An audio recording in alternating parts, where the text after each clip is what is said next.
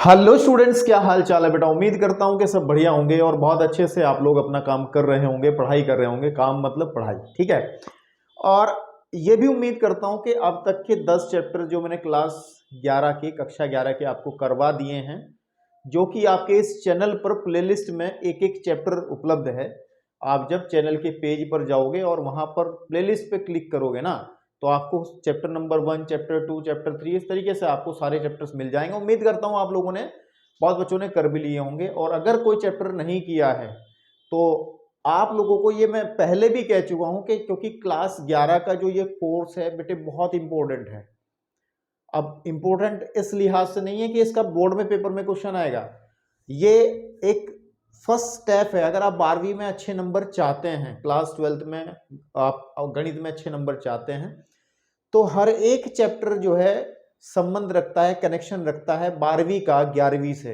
11वीं में अगर आप लोगों ने चीजें नहीं पढ़ के गए हैं, ठीक है ना, तो आपको वहां चीजों को 12वीं में चीजों को समझने में दिक्कतें आएंगी। और ये 100% आएंगी ही आएंगी अगर आपने 11वीं का नहीं पढ़ा है तो।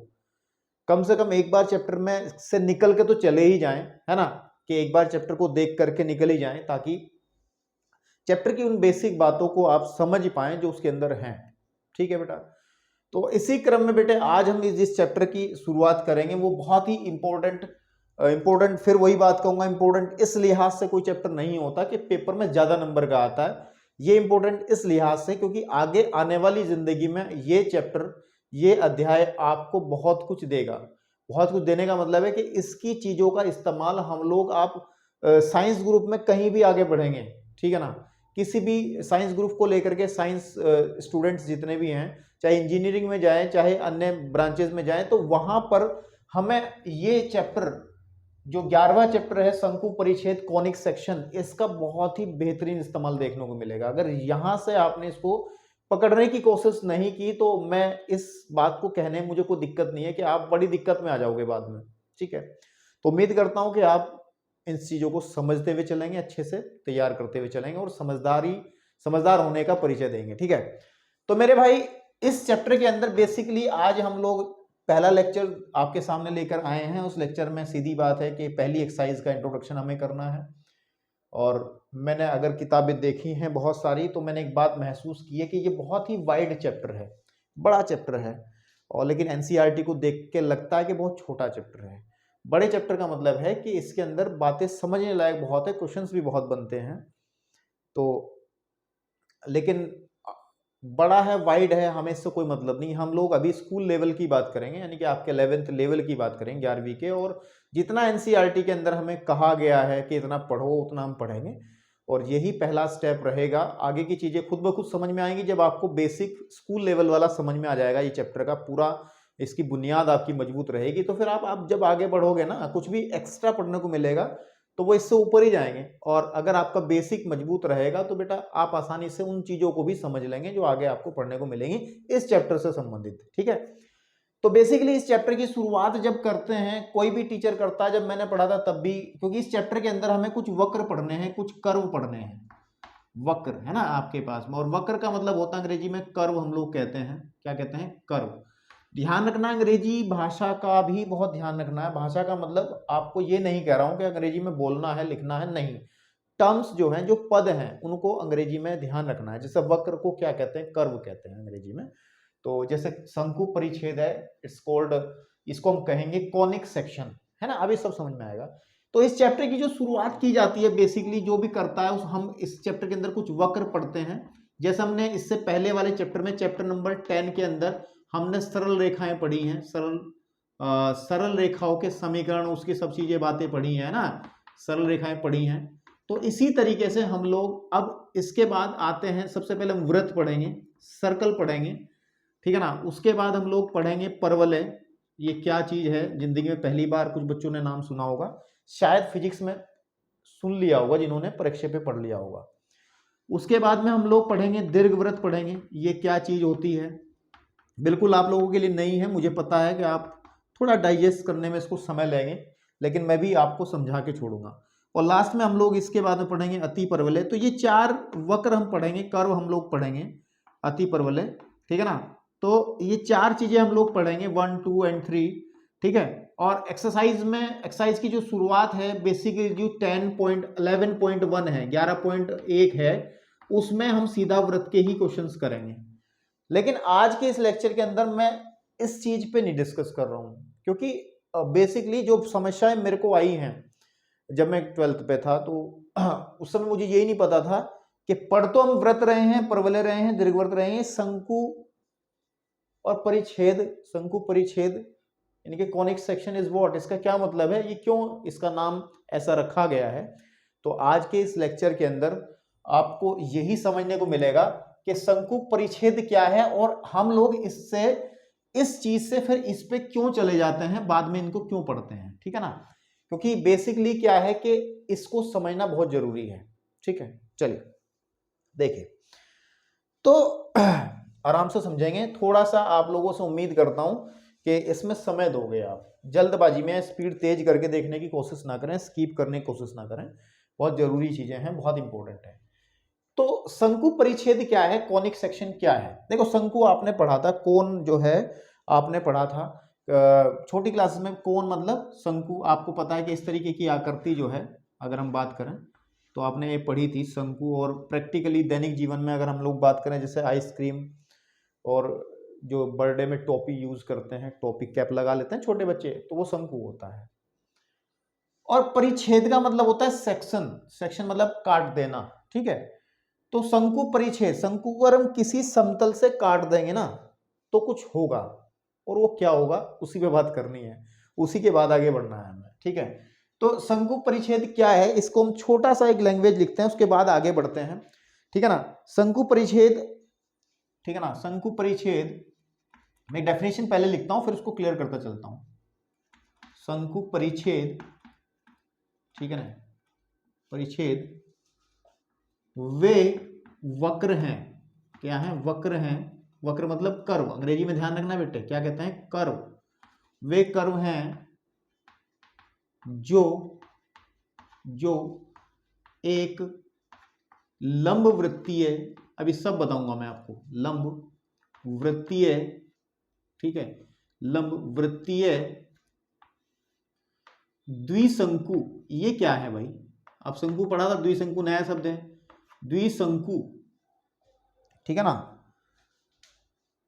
द्विशंकु, जब क्या पढ़ रहा हूं मैं, डेफिनेशन जरा ढंग से लिख दूं जरा एक बार। शंकु परिच्छेद वे वक्र हैं जो एक लंबवर्तीय शंकु तथा, ठीक है ना, एक लंबवर्तीय शंकु और एक तल, तथा एक तल, एक तल के काटने से बनते हैं, है ना, परिच्छेद से प्राप्त किया जाते हैं, है ना। तल के परिच्छेद से, परिच्छेद शब्द थोड़ा हिंदी का है, सही मायने में काटना होगा इसका, है ना, परिच्छेद से प्राप्त होते हैं। अभी आपको कुछ नहीं पता चल रहा बेटा, लेकिन मैं आपको समझा के जाऊंगा, टेंशन नहीं लेनी आपको।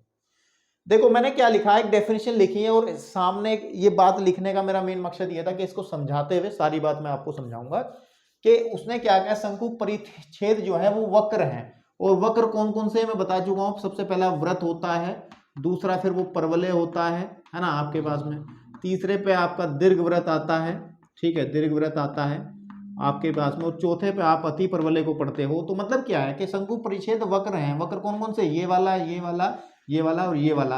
और ये बनते कैसे हैं, ये जब एक लंबवर्तीय द्विशंकु, ध्यान देना है, राइट सर्कुलर एक हमारे पास में, द्विशंकु का मतलब होता है, जैसे एक शंकु तो सिंपली शंकु ये होता है अगर हम देखें, ठीक है, लेकिन अगर इस तरीके से हम लोग बना लेते हैं, एक शंकु ऊपर है, एक शंकु नीचे है, ठीक है, देख रहे हो ना, इसको कहते हैं द्विशंकु। और द्विशंकु अंग्रेजी में इसको आप डबल नेपे भी कहते हैं, इसका दूसरा नाम याद रखें, क्या होता है, डबल नेपे, ठीक है, नेपे कोन, ठीक है ना। अभी आपको सब समझ में आएगा। द्विशंकु मतलब एक शंकु, सिंगल शंकु तो क्या होता हमारे पास में, ऐसा होता, सिंगल जो है, या तो ऐसा बना लेते हैं हम लोग इजीली, है ना, या फिर इजीली उसको बेटा ऐसा हम लोग बना लेते, है ना। तो ये तो सिंगल हो गया, लेकिन अगर दो एक साथ हो तो उसको हम द्विशंकु कहते हैं। और इन द्विशंकु को अगर एक तल मतलब कोई भी प्लेन है, अब प्लेन मतलब जैसे चाकू हो गया, ठीक है ना, चाकू भी तो एक प्लेन ही है, समतल ही है, काटता है ना किसी को, है ना।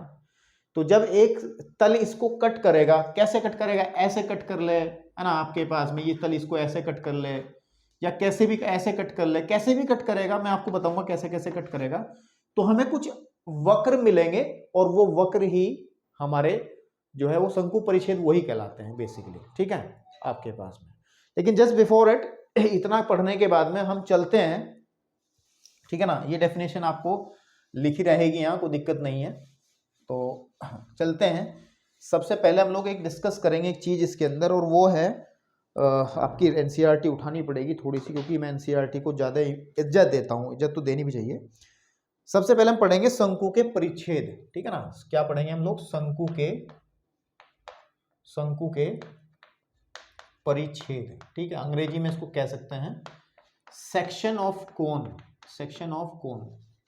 अगर आपको अभी भी समझ में नहीं आ रहा ना, एक एग्जांपल देता हूं, तो सुनो, सेक्शन ऑफ कोन, ठीक है, मतलब अगर आपके पास में एक सेब है, ठीक है, और उस सेब को आप चाकू से काट दो, तो उसको क्या कहेंगे, सेक्शन ऑफ एप्पल, है ना भाई। एप्पल को हम चाकू क्या एक समतल ही तो है, घर में लौकी काटते हैं, खरबूजा काटते हैं, और भी फ्रूट्स काटते हैं, तो हम समतल से ही तो काटते हैं, है ना। या कभी गोल आकृति का वो चाकू देखा काटने के लिए इस्तेमाल किया जा रहा, समतल ही तो होता है वो, एक तल ही तो होता है वो, तल समतल कह रहा हूं, तल ही तो होता है वो, एक प्लेन होता है ना आपके पास में।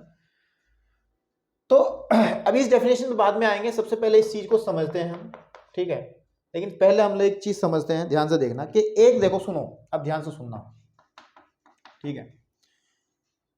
मैं एक लाइन लेता हूं, फिक्स लाइन, थोड़ा सा डायग्राम का खेल है, एक फिक्स लाइन लेता हूं। मैंने कहा कि एक लाइन है मेरे पास में, और ये लाइन फिक्स है, फिक्स का मतलब ये बदल नहीं रही है, ये लाइन है, और एक लाइन मेरे पास में दूसरी लाइन है, ठीक है ना, इस तरीके से एक दूसरी लाइन है, जो लाइन एम है, मैं इस लाइन को कह देता हूं एम है। ये लाइन एल, ये लाइन एम आपस में जो एक दूसरे को काट रही है ना, जहां पर प्रतिच्छेद कर रही हैं, ठीक है ना, उस पॉइंट को मैंने वी कह दिया, क्या कह दिया, वी कह दिया, ठीक है ना। और ये कंसीडर करके चलता हूं कि इनके बीच का जो एंगल है, ये मान के चलता हूं इनके बीच का जो एंगल है वो अल्फा है, ठीक है। ये जो आपने जो शब्द लिखा है ना बेटा, ये लंबवर्तीय द्विशंकु है ना, ये आपके पास में द्विशंकु यानी कि डबल नेपे अंग्रेजी में कोन जो है, ये कैसे बनता है, इससे भी पहले थोड़ी सी बात करते हैं, उसके बाद फिर आगे बढ़ेंगे कैसे आकृति हम लोग बनाएंगे, ठीक है। अब ध्यान से सुनना मैं जो कह रहा हूं आपको, ठीक है, आपके पास में कि हमारे पास एक लाइन है एल जो कि फिक्स है, समझ में आ रही बात, जो कि फिक्स है, और एक दूसरी लाइन है एम जो कि हमने इस तरीके से इसको अल्फा एंगल पे, ये इनके बीच का जो कोण है वो अल्फा एंगल पर हमने बना लिया है, ठीक है आपके पास में। तो अगर एक बात सुनो, अगर मैं इस एम रेखा को इस एल रेखा के चारों तरफ ऐसे घुमाऊं, तो आपको कैसी आकृति मिलेगी, आप ध्यान से देखना, कुछ ऐसी आकृति मिलेगी ना। ये तो एल तो फिक्स रहेगी, लेकिन जब ये एम जो है ऐसे घूमेगी ना, जब ये एम इस घूमेगी, तो घूमने पे ये कुछ इस तरीके की आकृति आपको बनाएगी, इस तरीके से आपके पास में इस तरीके की आकृति कुछ आपको दिखाई देगी बनी हुई, डमरू जैसी, ठीक है ना, आपके पास में इस तरीके की आकृति, ठीक है। थोड़ी ड्राइंग मेरी इतनी ठीक नहीं है, लेकिन ज्योमेट्री फिगर थोड़ी सी मैं बना लेता हूं। तो आप कहोगे सर ऐसे कैसे बन जाएगा, आप इमेजिन करो घर में टंगा हुआ पंखा ना, पंखे में 3 पपड़ियां होती हैं, ठीक है, जब वो घूमता है तो क्या दिखता है, सर्कल है, एक वृत्त दिखाई देता है। तो ऐसे ही मैं कह रहा हूं, जब ये लाइन जो है एम इसके चारों तरफ ऐसे इसको अक्ष मान के से जब घूमेगी ना, तो इस तरीके की आकृति मिलेगी, और ये ही आकृति हमारी कहलाती है, जो मैंने कहा है द्विशंकु, क्या कहलाती है, द्विशंकु, द्विशंकु आपके पास में, यानी कि डबल नेपे कोन, द्विशंकु आपको दिख रहा है। ये जो बीच वाला पॉइंट है ध्यान देना है, इसको वी कहते हैं, और इसे शंकु का, इसको हम कहते हैं शंकु का क्या कहते हैं, शीर्ष कहते हैं। शंकु का क्या कहते हैं बेटा, शीर्ष, इसको कहते हैं हम लोग शीर्ष, यानी कि अंग्रेजी में कह सकते हैं वर्टेक्स। ये सब चीजें समझनी है, वर्टेक्स, ठीक है आपके पास में। और इस शीर्ष से ऊपर वाला जो शंकु बन रहा है इसको कहते हैं ऊपरी नापे, हिंदी में कह लेते हैं, लेकिन अंग्रेजी में कह देंगे अपर नैप, अपर नैप, नैपी। और इस शीर्ष से जो नीचे की तरफ पोर्शन बना है इसको हम लोग कह देंगे, मैं इधर लिख देता हूं, दिस इज कॉल्ड, ये कहलाएगा निचला नापे। आपके एनसीईआरटी में नापे शब्द लिखा है, इंग्लिश में इसको कह देंगे लोअर, लोअर नैपे, ठीक है, लोअर नैपे। क्लास 11th की जो ये एक्सरसाइज 11.1 रहेगी उसके अंदर इसका कोई इस्तेमाल नहीं है। ये सब ड्रामा जो मैं कर रहा हूं ये आपको इस चैप्टर के नाम का अर्थ समझाने के लिए बात कर रहा हूं, नहीं तो मैं डायरेक्टली ही आपको व्रत पढ़ाता और एक्सरसाइज 11.1 करवाता, तो इस इंट्रोडक्शन की कोई जरूरत बचती ही ना, है ना। लेकिन फिर आपको कोई कहीं जिंदगी में कोई क्वेश्चन पूछ लेता कि शंकु परिच्छेद का मतलब तो बताओ, कैसे बने व्रत, कैसे बना परवलय, कैसे बना दीर्घव्रत, तो वहां आपकी अगर बैटरी डाउन होती तो कहीं ना कहीं फिर आप पीछे की तरफ देखते तो मेरी बेइज्जती होती, मतलब कि उन्होंने नहीं पढ़ाया था, जो मेरे से पढ़ते हैं वो इस शिकायत को करेंगे, है ना। तो आप समझ रहे हो ना ये कैसे बना, ये बन गया हमारा, ठीक है, ओके। अब ध्यान देना है, ये जो फिक्स लाइन है L, इसको हम कहते हैं शंकु का अक्ष, शंकु का अक्ष, है ना, एक्सिस, क्या कहते हैं, एक्सिस, शंकु का अक्ष।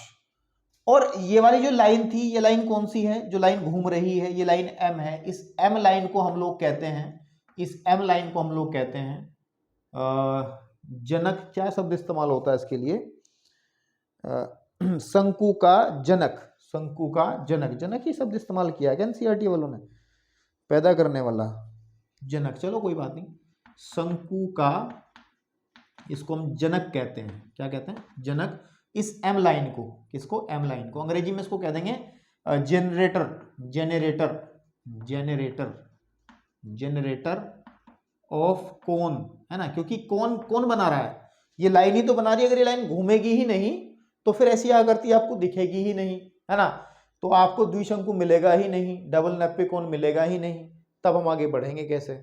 तो इन टर्म्स को आपको थोड़ा सा याद रखना है और बस इतनी बात आपको समझानी थी।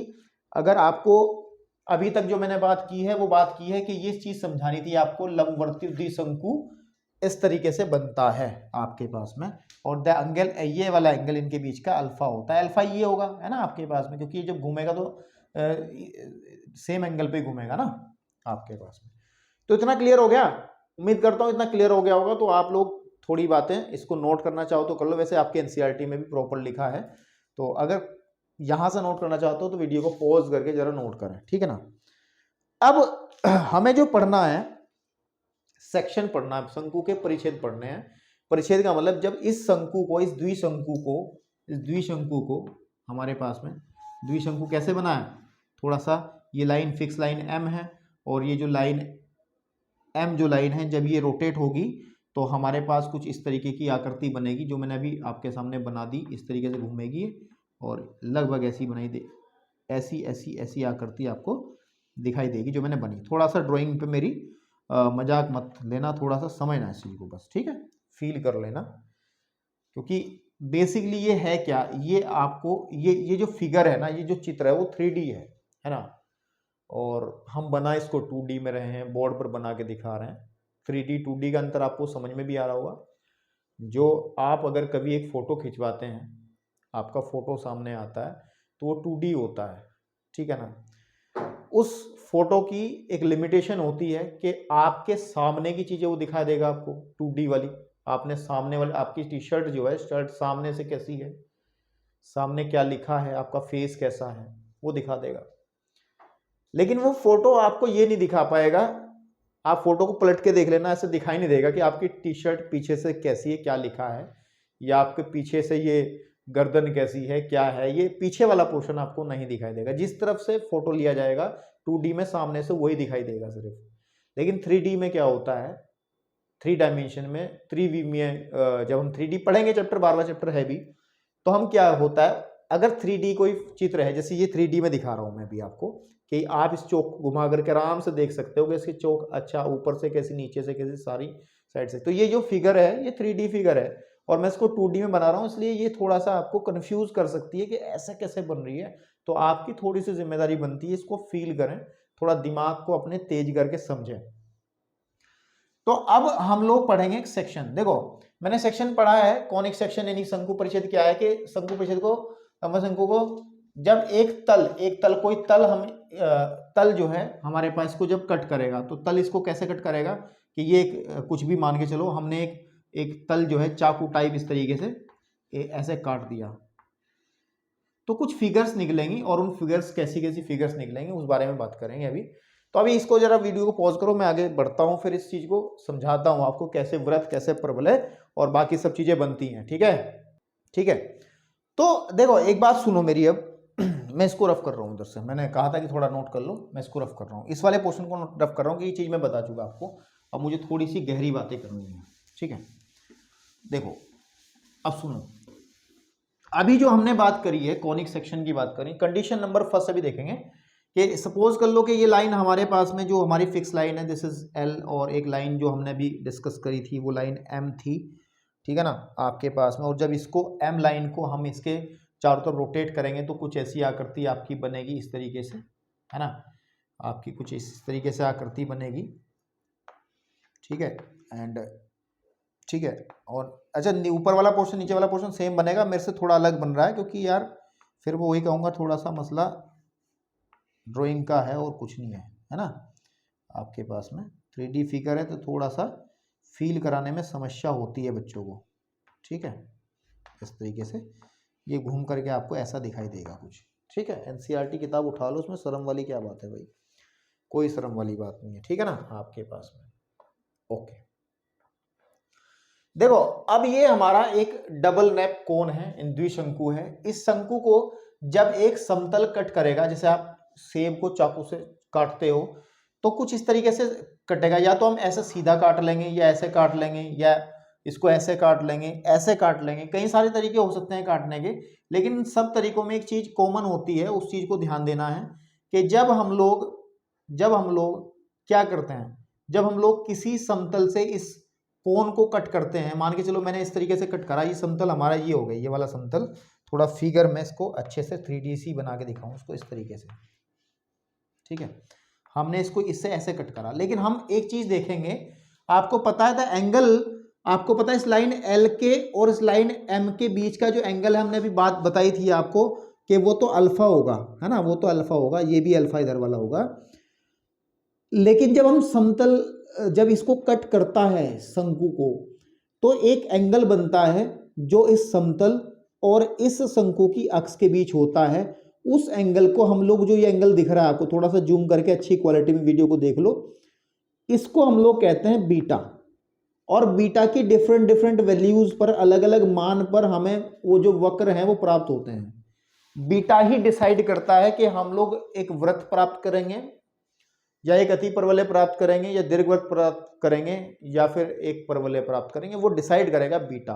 तो बीटा इज व्हाट, बीटा क्या है, बीटा जो है समतल और जो शंकु का अक्ष है उसके बीच का एंगल है। ठीक है मेरे भाई, अब देखो, अब ध्यान से देखो, मैं कंडीशन फर्स्ट डिस्कस करने वाला हूं आपके सामने, द कंडीशन नंबर 1, मैं कंडीशन नंबर 1 जो है करने वाला हूं। देखो द कंडीशन नंबर 1 क्या है कि अगर बीटा को हम लोग 90 डिग्री कंसीडर कर लें, यानी कि आप किसी भी शंकु को, मैं इसको बना दे रहा हूं, जो बना होगा फाइनली इस तरीके से तो बना होगा ना बेटा, थोड़ा सा सही सा बना ले यार, इसमें कौन सी कुछ खर्च थोड़ा ही हो रहा, समय लग रहा है, समय की कोई दिक्कत नहीं, समय देने से चीजें बनती हैं भैया। ये लाइन हमारी एल थी फिक्स वाली और हमने यहाँ पर एक एम लाइन ले ली, और आप इसको जब रोटेट करोगे तो आई थिंक इस तरीके से एक फिगर आपको मिलेगी, ये ऊपर से घूम जाएगा ऐसे और नीचे से भी ऐसे घूमते हुए एक फिगर ऐसे मिल जाएगी, और इसको थोड़ा सा अगर हम हल्का सा ज्वाइन करा इस तरीके से, ये हमारे पास पॉइंट बन जाएगा। तो आपको पता है, ठीक है ना, ये थोड़ा सीधा ले लो इसको, ठीक है ना, आपको पता है, मैंने कहा है शुरुआत में ही कि इस लाइन M और इस लाइन L के बीच में एंगल ये अल्फा होता है। जब एक समतल को हम इस तरीके से कट करते हैं कि बीटा 90 हो जाए, बीटा मतलब एंगल समतल और इस अक्ष के बीच का जो एंगल है उस बीटा को हम लोग अगर 90 कर दें, मतलब अगर एक समतल इसको बिल्कुल सीधा ऐसे कट कर दे, एक समतल इसको ऐसे कट कर दे, ठीक है ना। इस केस में देखो ये बीटा जो है, ये वाला जो एंगल है बीटा, ये आप साफ साफ देखेंगे 90 है। आप सीधी बात है, आपके पास एक आइसक्रीम ले लो, आइसक्रीम को चाकू से ऐसे काट दो सीधा, बिल्कुल सीधा 90 डिग्री के एंगल पे ऐसे काट दो, तो क्या मिलेगा आपको? जब इसको कट करोगे तो आपको एक फिगर मिलेगी, आपको एक फिगर मिलेगी, और वो जो फिगर मिलेगी ना वो आपको यहां से तो दिखाई नहीं देगी सही से, इस तरीके से फिगर दिखाई देगी। मैं आपको बताता हूं कैसी दिखाई देगी, इस तरीके से जो ये फिगर कटेगी ये वाली। लेकिन अभी साइड से देख रहे हैं तो ये हमें अजीब सा लग रहा है, लेकिन अगर हम ऊपर खड़े होकर देखेंगे इसको ऊपर से तो ये हमें कैसा दिखाई देगा। इसको एक कार्ड मान के चलो, ये समतल है ना, कि समतल को मैं साइड से निकाल लूं इस तरीके से, ठीक है ना, तो ये जो फिगर है इस तल के ऊपर जो हमने काटा जिससे, उसमें इस तरीके से दिखाई देगी। और ये क्या होता है? एक वृत्त। ये क्या होता है? एक वृत्त। कि जब बीटा की वैल्यू 90 लेते हैं तो जो शंकु परिच्छेद है, शंकु परिच्छेद है, ठीक है ना, शंकु परिच्छेद है आपके पास में, शंकु परिच्छेद क्या बनाता है बेटा? शंकु परिच्छेद एक वृत्त होता है। शंकु परिच्छेद आपके पास में, परिच्छेद एक वृत्त यानी कि सर्कल बनाता है, एक सर्कल बनाता है, सर्कल बनाता है। ये कब होता है? ये ध्यान रखना है आपको, व्हेन बीटा जब हम 90 डिग्री कंसीडर करते हैं। और बीटा क्या है? बीटा जो है शंकु की अक्ष और इस समतल, जिस तल से हम इसको काट रहे हैं उसके बीच का एंगल है। अक्ष बिल्कुल सीधी है और आपको बिल्कुल सीधा ही कट करना है तो हमें एक सर्कल मिलेगा 100%। तो ये पहली फिगर बनती है जिसको हम कहते हैं वक्र की सबसे पहली फिगर सामने आ गई है, और वह वृत्त वो तब बनती है जब हम लोग beta is equal to 90 consider करके चलते हैं। मैं फिर कहूंगा ये थोड़ा सा 3D मामला है और इसके चित्र में आप कंफ्यूज हो सकते हैं, तो उम्मीद करता हूं थोड़ा दिमाग लगा लोगे। ये लेक्चर जो है अगर समझ में ना भी आएगा ना तो दिक्कत नहीं होगी, क्वेश्चंस आप आराम से कर लोगे। मैं चाहता तो वृत्त डायरेक्ट पढ़ाता, फॉर्मूले बताता, क्वेश्चंस करवाता, लेकिन मुझे यार लगा कि शंकु परिच्छेद क्या होता है इसको बताने का मेरा जो कीड़ा था दिमाग का, उस चीज के लिए आधा घंटा 1 घंटा खर्च कर रहा हूं। चलिए अब वृत्त बन गया। अब बात करते हैं कंडीशन सेकंड कौन सी होगी दूसरी कंडीशन में। तो दूसरी कंडीशन क्या बनेगी हम लोग ध्यान से देखेंगे दूसरी कंडीशन के अंदर, और वो दूसरी कंडीशन क्या होगी? एनसीईआरटी का सहारा लेना पड़ता है भाई। द कंडीशन, इसको इन्होंने ए कहा है इसकी बुक के अंदर। तो बी के अंदर अगर हम बात करें, अगर बीटा जो है ना, अगर बीटा को मैं 90 से कम कर लूं, 90 से कम का मतलब एक डायग्राम में बना रहा हूं, देखो यहाँ पे वो इसी तरीके से बना रहा हूं कि ये लाइन फिक्स लाइन है और एक लाइन एम है जो इस तरीके से, जब इसको रोटेट कराएंगे तो डायग्राम कुछ इस तरीके से बनेगा। ठीक है बेटा, इस तरीके से एक डायग्राम बनेगा। अरे यार, ठीक है आपके पास में, तो ये फिक्स लाइन है और ये कोई लाइन एम है। तो जब इसको रोटेट करेंगे तो आई थिंक इस तरीके से एक डायग्राम आपको, एक ऐसी फिगर मिल जाएगी which is pass through this V, है ना, जो इस वी से पास हो जाएगी आपके पास में।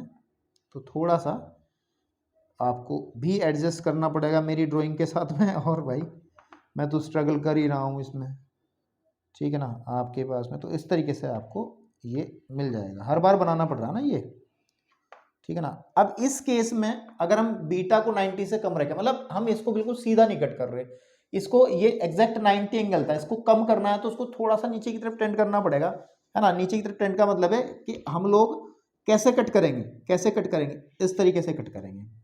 बात समझ में आ रही है? यानी कि अभी ये तो अल्फा है, अभी अगर सीधा कट करते तो ये 90 होता, ये वाला 90 होता। आप इस लाइन से ध्यान रखना, ये लाइन कट कर रही है, सीधी बात ये है कि लाइन ये भी 90 था, लेकिन 90 से कम करना है तो उस लाइन को थोड़ा सा नीचे की तरफ करना पड़ेगा, जो कि बीटा हमारा ये हो जाएगा 90 से कम। और एक बात ध्यान रखना है कि लेकिन बीटा को अल्फा से भी कम नहीं करना है, अल्फा से बड़ा रखना है, ठीक है ना। अब सीधी बात सिर्फ इस पर ध्यान रखो, 90 से कम करते हैं तो आपको किस तरीके की डायग्राम मिलता है। ये एक समतल है जो उसको इसे 90 से कम में कट करता हुआ जा रहा है, ठीक है, जा रहा है। तो मेरे भाई जब इस तरीके से कट करेगा तो आपको कैसी फिगर मिल जाएगी, आपको फिगर कैसी मिल जाएगी, तो आप देखेंगे आपको जो फिगर मिलेगी ना, जो फिगर मिलेगी वो फिगर कुछ इस तरीके से मिलेगी। ठीक है, ये फिगर आपको कुछ इस तरीके से मिलेगी यहाँ पर। मतलब जब इसको तिरछा कट करोगे ना आप, ऐसे एंगल पे कट करोगे, तो जब ऊपर से दिखाई देगा, तो अगर मैं इस कार्ड को, इस समतल को निकाल के देखूं तो कैसा स्ट्रक्चर दिखाई देगा, तो मेरे को स्ट्रक्चर कुछ ऐसा दिखाई देगा, ऐसा बना हुआ। ठीक है, सर्कल नहीं होगा, पूरा सर्कल तब होता जब भी ऊपर से 90 कटता, तो सर्कल नहीं होगा। तो ये तो तब वृत्त था। और तो इस केस में हमारा जो सेक्शन होगा, जो परिच्छेद होगा, सेक्शन अंग्रेजी में परिच्छेद होगा, सेक्शन जो होगा वो होगा, उसको कह देंगे हम दीर्घवृत्त। कौन सा होगा? दीर्घवृत्त।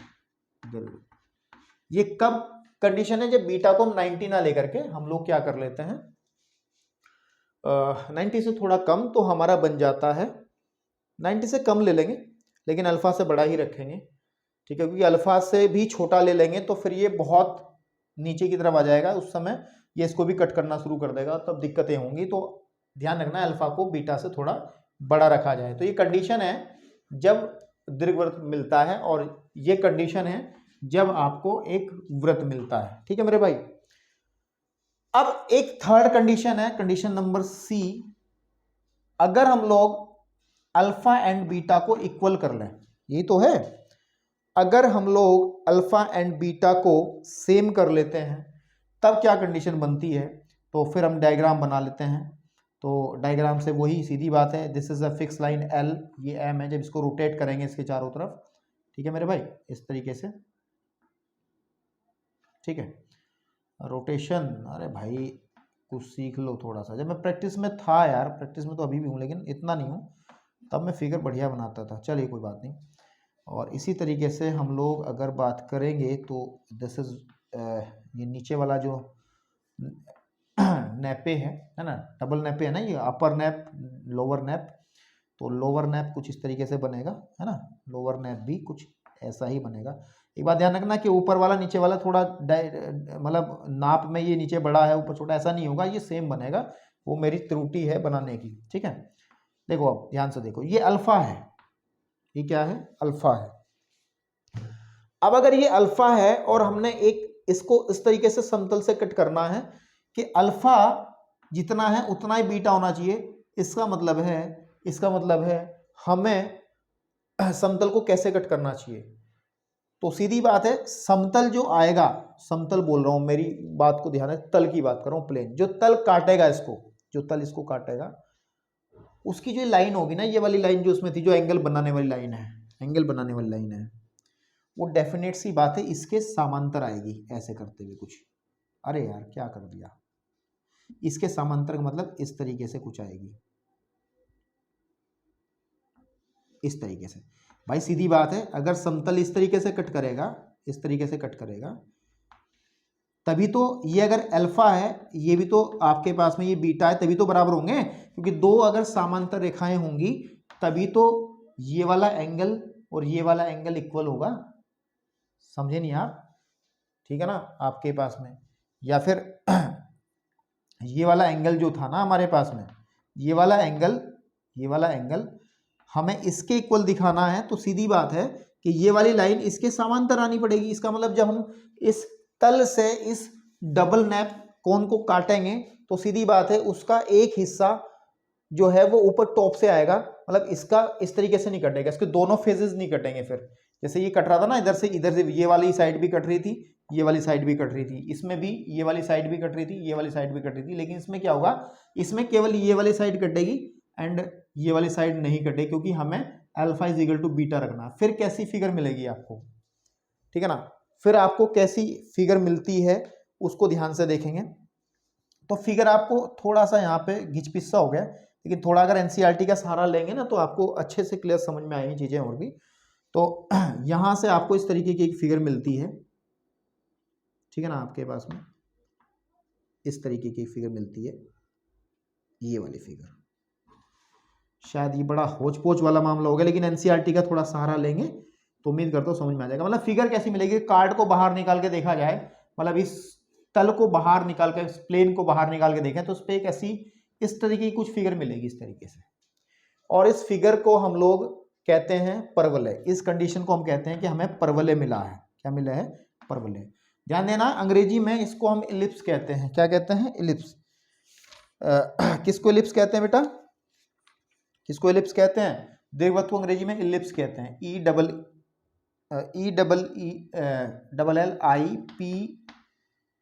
ELLIPSE, इलिप्स, है ना, इलिप्स ध्यान रखना है। और परवलय को कहते हैं पैराबोला।